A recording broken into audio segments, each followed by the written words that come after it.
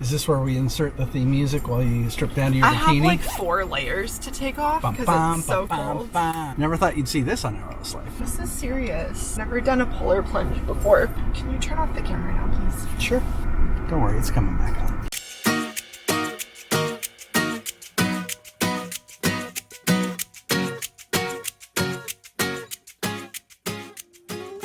If this is your first time here, we're Eric and Brittany Highland, and along with our 8-year-old son Caspian, we're attempting to drive around the entire world in our home, a Jeep Gladiator we call Dauntless. Our goal here at Hourless Life is to give you a first-person point of view so that you feel like you're actually with us on this incredible journey, and we'd love to take you around the world with us, so please take a moment to like, subscribe, and join us on this amazing adventure. In our last video, we took you with us on an incredible ferry ride through the fjords of Chile and Patagonia. We picked up our part that was shipped from Australia, installed that bad boy, toured a replica of Magellan's ship. Caspian got a little wild and I spoiled him a little bit too. And we left things off at our final campground before heading to the bottom of the world. If you want to check that out, we'll link it here. In today's video, we're leaving Cerro Sombrero, heading to Ushuaia, and then we turn right back around and head north.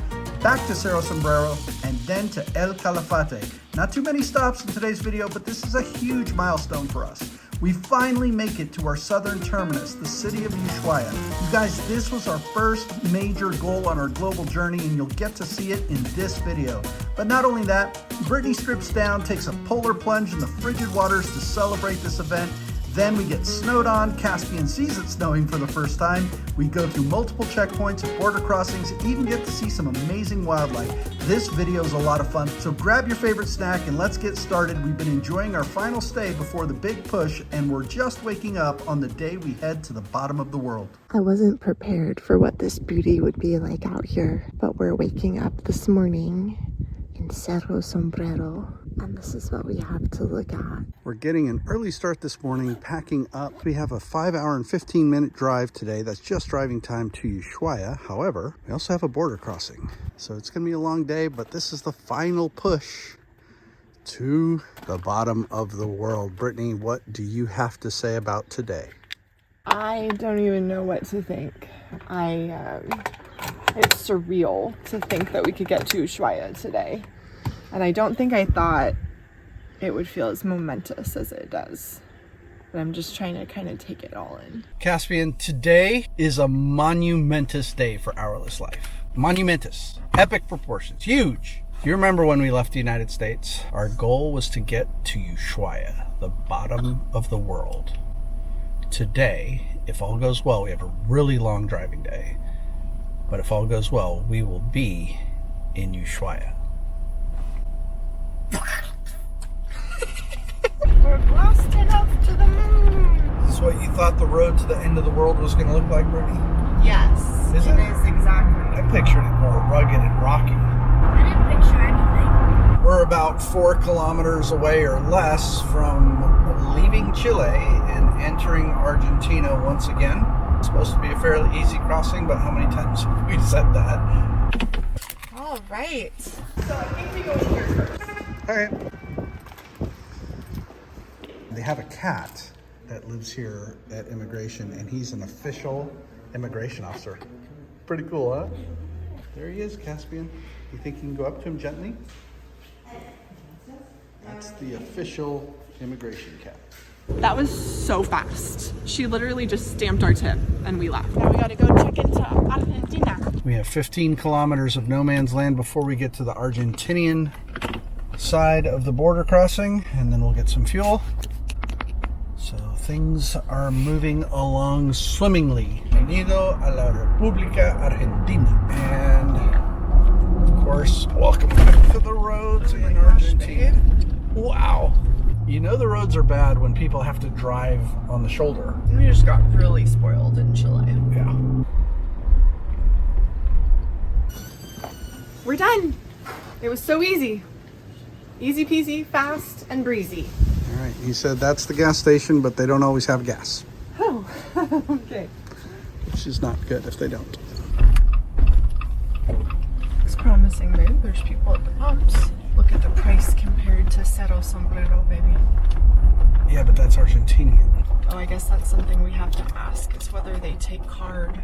We're leaving the gas station that is connected to the border. It was really nice because I was able to pay with a card, and he was able to exchange our Chilean pesos for Argentinian pesos. We didn't get a great exchange rate, but there's not a lot of choices here. So the guy at the border cautioned me. He's like, hey, the winds are heavy today, drive careful. This guy also said the same thing. He said, you're going to Ushuaia, the winds are heavy, drive careful today. We're on the final stretch, Brittany. By final stretch, I mean 284 kilometers, but we're across the border. We're in Argentina, and we are headed to Ushuaia. Just to our left, you can't see it on the camera right now. He's going to try and get it, is the Atlantic Ocean. Did you get it? I got just a little bit of it. But it's crazy because we just saw the Pacific Ocean. Yeah, when we did our ferry ride, we were going through the Pacific waters. And this is such a short, narrow section down here at the very tip of South America that, here, let me lower the window.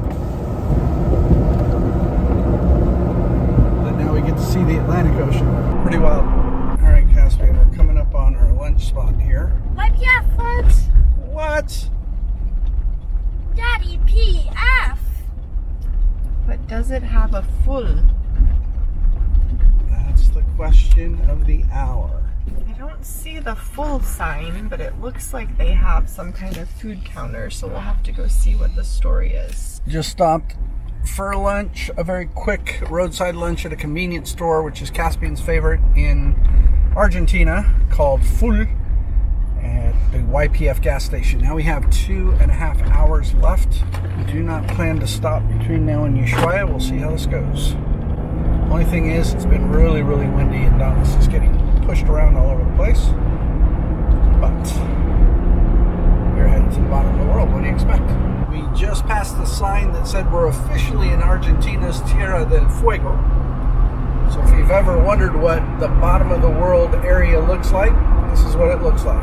We are still about an hour and a half away from the bottom, from Ushuaia. So beautiful down here.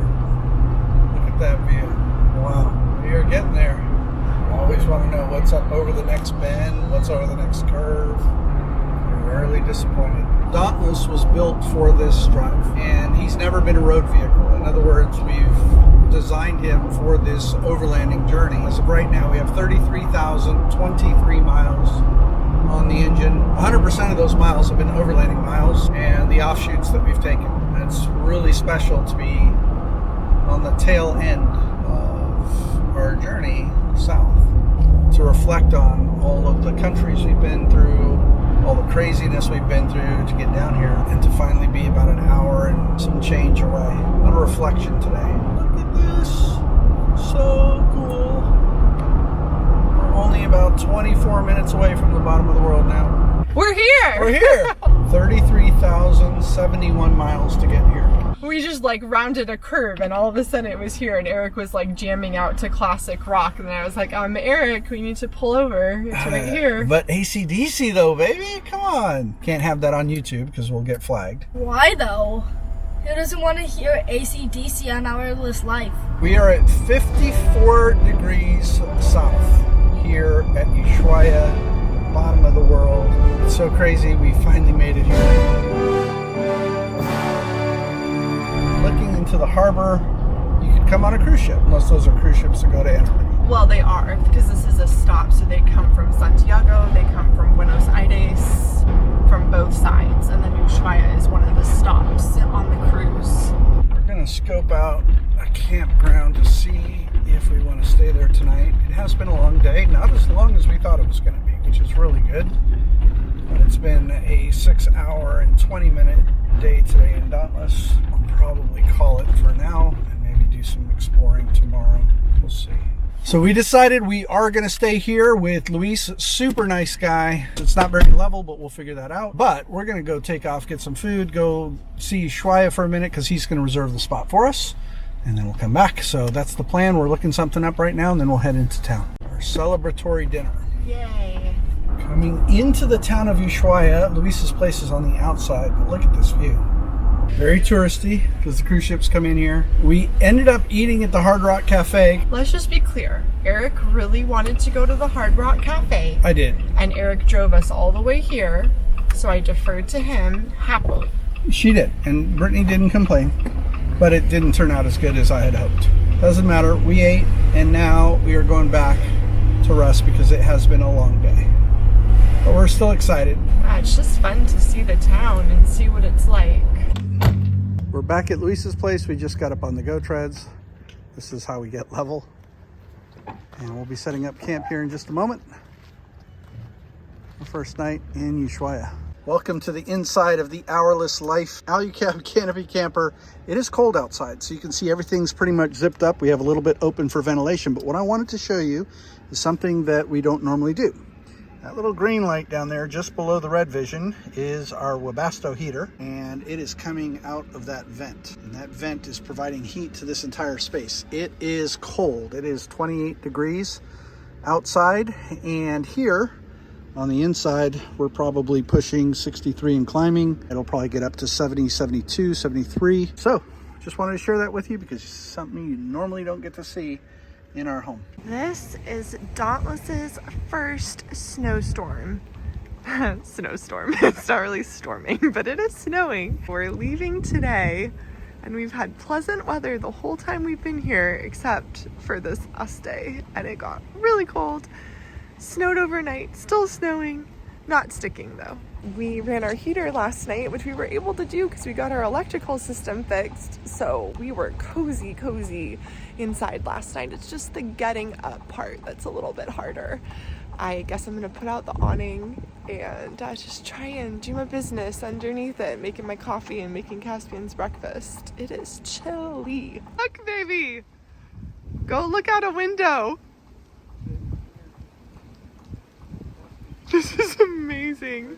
We don't see snow very often, so for us, this is pretty special. Caspian has never seen it actually snow, but it's snowing right now, right, Caspian? Yeah. Caspian, what do you think? I love it. I've never seen it before. You've always wanted to see it snowing. Yeah. Well, it's doing it right now, baby. Those are stronger snowflakes. Caspian, can I just tell you something? The very first time you ever saw snow falling from the sky was at the bottom of the world. God, I love seeing the world unfold through your eyes, son. People wonder, why hasn't Caspian seen snowfall? Well, we live in a Jeep, so we don't normally go to where it's snowing. And so this is really special for Caspian. Caspian, what a moment. Caspian's trying to catch a snowflake now. Did you catch one? I call wetness. It's like a snowstorm. This is not a snowstorm, son. What? I've never seen snow. I don't know what it's like. What does it look like, Caspian? It looks like a shapeless, icy mass. I love it.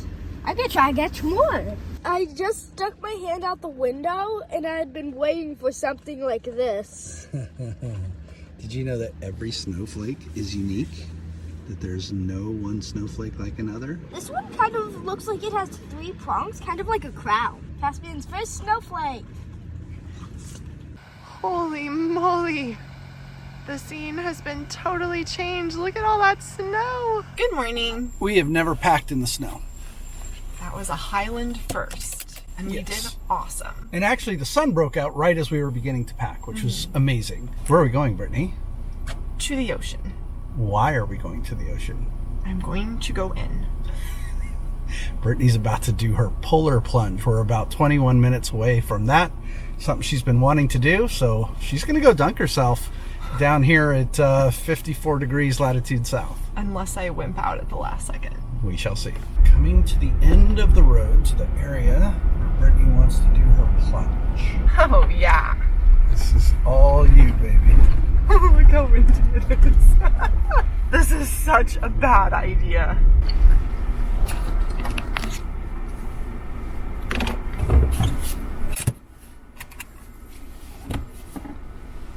Is this where we insert the theme music while you strip down to your bikini? I have like 4 layers to take off because it's so cold.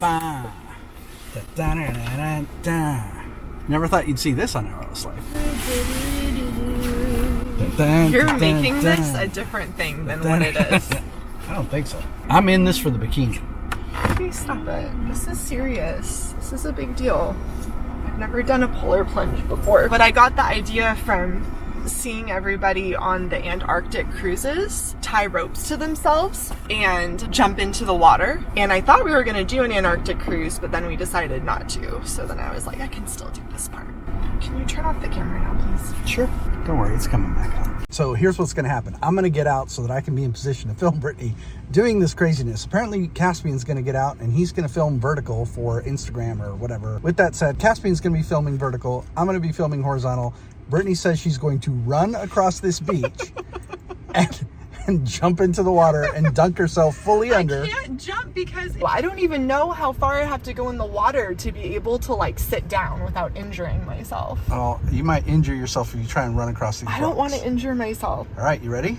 Yeah. All right. All right, this is the moment. Here comes Brittany. Let's go.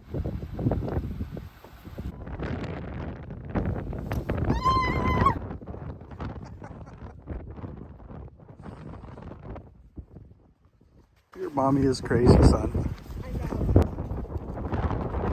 I did not realize it, but most of the beach was mollusks. So I'm really glad I had good shoes on because it was all pointy mollusks all over the beach, and that's why all the birds are down there. I just went for it. I don't think my brain was processing how cold it was. And it was so hard to like run in and then convince myself to lay down. It's like the hardest part.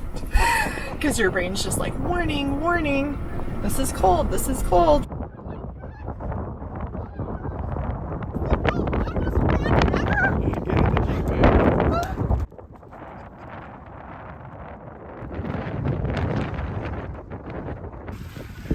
You did it! I did it! Awesome, baby! Woo!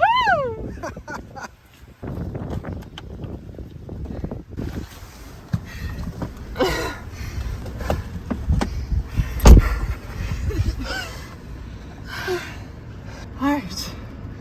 I'm ready to get my clothes on now. All right, can we get out of Ushuaia and go north, please? You gotta get me a coffee first. Ready to go to the coffee shop, Brittany? Yes, almost. One more layer I need to put on, then we can go. Well done, baby. Thank you, everyone, for your support. Time to warm up after your polar plunge? Ah, look at all this goodness. My nose detected sweetness. So the only people getting a treat, though, is the people who did the polar plunge. Fine, then drive me back there. I earned this. It's as big as my head. Caspian, did you earn that? Yeah. Caspian's an amazing polar plunge videographer. Are you available for hire? Goodbye, Ushuaia.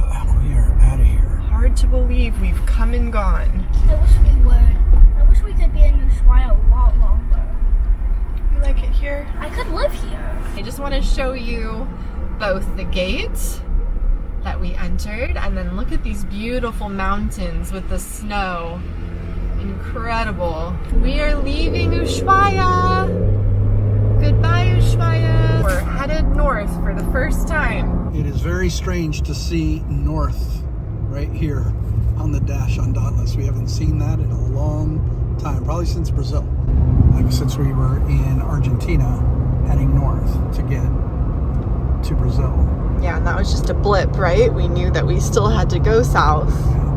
But now we are done going south, people. Eric stopped so I could get a good look at my mountains.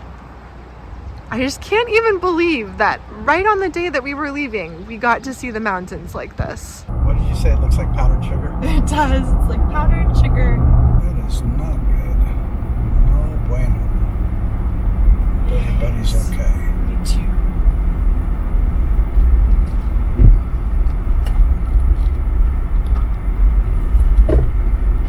Wow, that is so scary. Yeah. He almost went off the bridge. Holy cow. It's the winds, baby. We're on top of Paso Garibaldi, which is only at about 1,400 feet of elevation, but it has been significantly windy up here. A couple times where the Jeep was literally being pushed back and snowing. So everybody seems to be taking the road nice and slow and easy. The thing is, once you get all the way to Ushuaia, you got to turn around. Our goal is to kind of make tracks on the way north, get out of this weather. Today we plan to cross the exact same border that we crossed earlier, except for in the opposite direction, and head back into Chile. This is the Chilean side of the border. Coming into Argentina was not an issue at all. They don't even really care. They're just like, yep, stamp, stamp, here you go. Chile is a whole different animal. Well, that was complicated. She had me open up the drawers in the back. I learned my lesson the very first time crossing into Chile. I was like, they mean business here. Yeah. They're not like all the other countries. Caspian, you snuck bell peppers into Chile. Are you kidding me right now? Wow. See what I have to deal with, people? Bunch of rule breakers over here. We're in Chile. We're in Chile again. Probably going to stay at that same campground where we stayed before, the municipal camping in Cerro Sombrero. It is so windy. There are gusts of up to 45 miles per hour. The Jeep is literally moving from the wind. See the reflection in the Jeep? That's not my camera. That's the wind moving the Jeep. For quite a bit of time now, Brittany and I have had some measure of conflict in which route we're going to take north. Route 3 is the fastest route to Uruguay, to Montevideo. Route 40 is the much more scenic route, but I'm tired of being cold.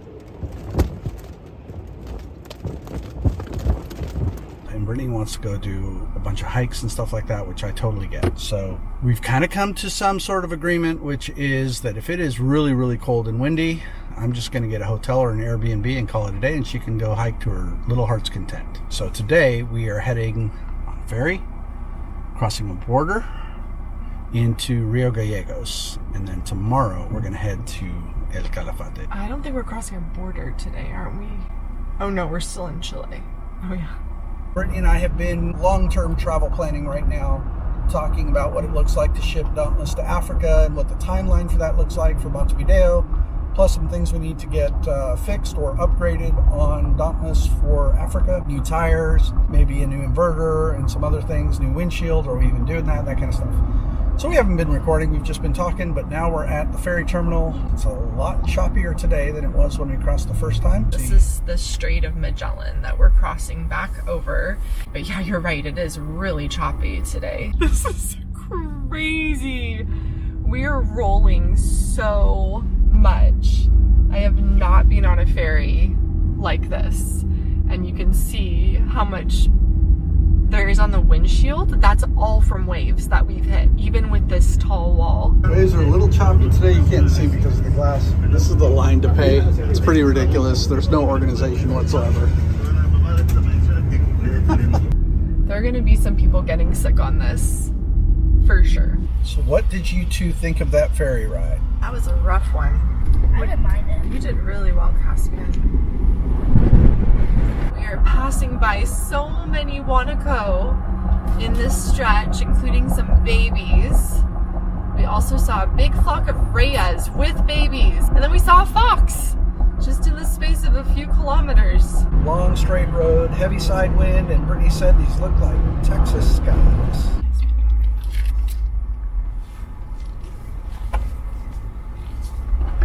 It's always easier leaving Chile than it is coming into Chile. Oh my gosh, by yeah. far.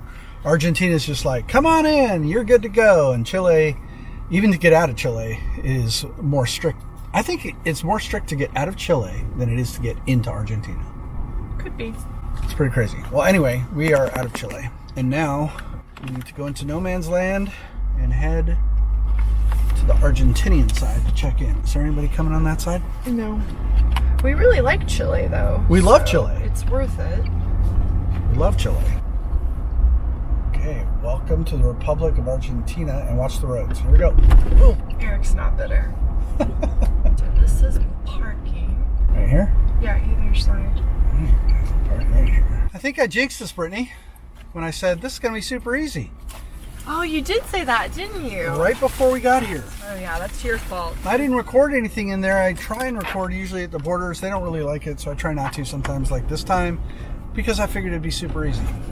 It was not super easy. There were really long lines. The people at immigration forgot to stamp this little rectangular paper that they give us. It's the paper with all the stamps where everybody has to stamp it and it gets passed around to everybody. And they forgot to do it. Meanwhile, this massive line formed behind us, and the aduana lady was like, "You're missing a stamp." And I'm like, well, we just came from immigration. She's like, well, go back there and tell them to stamp it. So I leave Brittany at the front of this line, and I go over there with this rectangular paper all the way back to immigration. And she's like, what's going on? I said, you forgot to stamp our thing. She looked at it, and it was the lady who just saw us earlier. And she goes, well, bring me your passports. I'm like, you already stamped our passports. And she goes, well, I need them. I'm like, the aduana has them. She's the one asking for the stamp that you forgot to put on here. And she's like, well, I need them in order to stamp it. So then I walked back to aduana, got our passports, brought them back to the lady. She looked at it and she's like, oh yeah, I did stamp your passport. So then she stamps it and brings it to me, and I go back, and it was this whole thing. She had to do the tip by hand. Oh yeah, was that was the the big other thing. Anyway, we're through it. We need to get ready for Africa, I think. It's gearing you up. I keep saying that. I'm not thrilled about it. Coming into the town of Rio Gallegos, we have an Airbnb for one night. We did not know that our Airbnb was going to be this far outside of town. Spent 2 nights in Rio Gallegos. Here at this little Airbnb, got out of the cold and the wind for a couple nights, and that was really refreshing. Today we are heading to El Calafate. I've been getting so cold here, like debilitatingly cold. And I'm a tropical people, like I said, so Brittany's taking care of me in that. But we'll go up to the national park and do a bunch of things over there. It's so funny, we have literally no clue what our timeline is going forward. Brittany and I have looked at a ton of different scenarios. Caspian was like, when's the next time we're catching an airplane flight? And he said, well, the very latest it would be 7 months, and the very earliest it would be 1 month. So if that gives you any clue as to how we have totally not figured out what the next steps are, we just know that eventually Dauntless is going to get shipped to Africa. That is the plan, no question about that. The problem that we ran into is that we were originally looking at shipping Dauntless around April 1st for a May 15th arrival in Cape Town. The problem is that we're going to the US for Christmas this year, and we were planning to leave like end of October, beginning of November. So then we started asking ourselves, why are we shipping Dauntless, flying all the way over there to get him, starting our carnet, which is really expensive, only to turn around a few months later and fly to the States, leaving Dauntless in Africa. And that started to not make as much sense. So that's when everything got derailed. So we've been looking at all different types of scenarios, and the scenarios have ranged from shipping Dauntless back to the United States to get some work done there, to shipping him originally, like we said, directly to Africa and figuring that out, to leaving Dauntless in Montevideo while we fly back to the United States eventually, do the whole Christmas thing, and then one of us flies back to Montevideo, ships Dauntless, and then we meet up in Africa. So there's all kinds of scenarios floating around. We're still hashing them out. We'll figure it out. There's some kind of police checkpoint here that we're at, and normally they just kind of look. Every now and then they'll stop you, ask for some documents, and wave you through. But this guy has been quite thorough. Buenas. ¿Dónde viaja? El Calafate. Permítame licencia de conducir. Whenever they ask for the title, I always just give them the tip. ¿Cuánto viajan ustedes dos? Tres. ¿Tres? Mi hijo está atrás. Ah, muy bien. Hola. ¿De dónde vienen? ¿De De los Ushuaia? Estados Unidos. Pues ahora de Ushuaia. sí, ahora de Rio Gallegos. Muchas gracias, buen viaje. Gracias. So he wanted to see my driver's license, and he wanted to see the title for the vehicle is what he asked for. However, Brittany's gotten into this habit where when they ask for the title, she just hands them the tip, and usually they're okay with that. As far as our driver's license, I don't ever hand them my driver's license. I hand them my AAA international driver's license. Usually an expired one. Usually an expired one. So I don't want them touching my original driver's license. Matter of fact, I don't even carry my original driver's license on my person. I've actually got it hidden in the vehicle. With that said, handed him the international driving license by AAA. He accepted that. Handed him the tip. He went and looked at the plate on the front, asked us where we were going, where we were coming from, how many people were in the vehicle. I rolled down the window so you could see Caspian. He loved Caspian. He loved Caspian. He said, have a nice day. And that was it. You guys can't see it, but there are 46-mile-an-hour winds. To put that in perspective, hurricane force winds are 74 miles an hour. And Dauntless is getting pushed all over the place. I keep having to adjust the steering wheel just to keep us on the road. Oftentimes when we pass these big rigs and buses, we get yanked all around. So you can see that red flag on the side just whipping.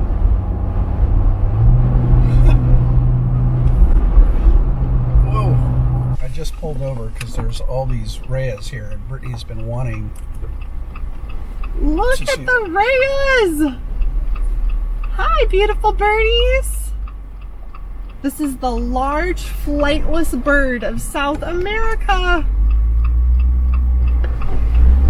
They can run fast. Not sure if they're going to show up on video, but the Andes just appeared before us. Brittany said they don't even look real right now. I agree, they don't. They look like cardboard. Wow, look at that lake too. It's incredible. You guys can't see it, but just to our right is Lago Argentino, which is an incredible blue. I'm going to try and turn this on the gimbal. It might not work well, but stay with me on this, folks. Can you guys see that? I hope so. All right, let it snap back into place. ¿Tienen sus pasaportes? See? Got them. We're being called and pulled over. We're just trying to get us out of the way because they probably can't find the stamp in our passports. We have so many Argentinian stamps. It's a pretty dog. Hola, ¿de dónde son? De los Estados Unidos. Necesito que me apagues el motor solamente un ratito. Ok. Voy a pasar el perro de narcóticos. Sin problema. Ahí se le devuelven el pasaporte. Muchas gracias. Gracias. Que tenga buen día. What did the sign say, Brittany? Tierra de Glaciares. And that's exactly where we're headed next, to take you to one of the most amazing glaciers in all of South America. And at this point in our journey, things were up in the air. Brittany and I were exhausted, and we didn't know what route we were going to take to travel over 3,000 kilometers north to Montevideo, Uruguay. There is so much more to come. I hope you'll join us. So this is your reminder to subscribe to the channel now. Join us on this epic trip around the world. And if you like what we're about, want to go behind the scenes with us, consider joining our Patreon. We do all kinds of things with our patrons. We regularly share live video from all over the world, answer real-time questions, help people with their overland builds, hold live interactive calls on Zoom, and so much more. You guys, we have a lot of fun over there. We hope you'll join us. Head over to the link in the description of the video. It doesn't cost you anything to check it out. We'd really appreciate it if you take a look. We hope you enjoyed this section of our journey around the world. We thank you for being part of it. Stay tuned for the outtakes, and until next time, we will see you in the next video.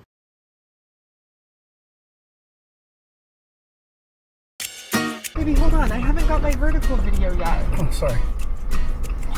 Why are you in such a hurry? Well, because they left. We didn't want to bore you with dinner, but we did want to show you that Brittany's hair is caught in the door of the Uber. She's too embarrassed to tell the driver. She just want to open the door and freak him out. Chile, Argentina, it all kind of blends together down here. Well, I mean, we were only in Chile for a day. Yeah, I never know where I am anymore. What is a reasonable amount of playground? One of them every 10